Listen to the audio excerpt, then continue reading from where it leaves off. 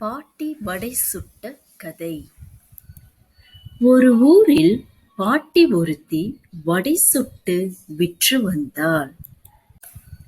ஒரு நாள் அவ்வழியாக பறந்து வந்த காகம் ஒன்று ஒரு வடையை தூக்கிக் கொண்டு பறந்து போய் மரக்கிளை ஒன்றில் உட்கார்ந்து கொண்டது. அந்த வழியாக வந்த நரி வடையோடு காகத்தை பார்த்துவிட்டது. வடையை தான் எடுத்துக்கொள்ள ஒரு தந்திரம் செய்தது. காகத்தை பார்த்து, காகமே, நீ மிகவும் அழகாக இருக்கிறாய்.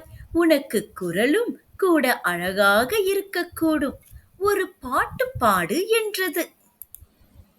காகம் தன் வாயை திறந்து கா கா என்று பாட்டு பாடவே வாயிலிருந்த வடை கீழே விழுந்து விட்டது.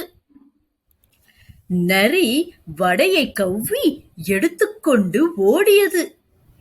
நன்னெறி பண்பு: நாம் மற்றவர்களை ஏமாற்றக் கூடாது.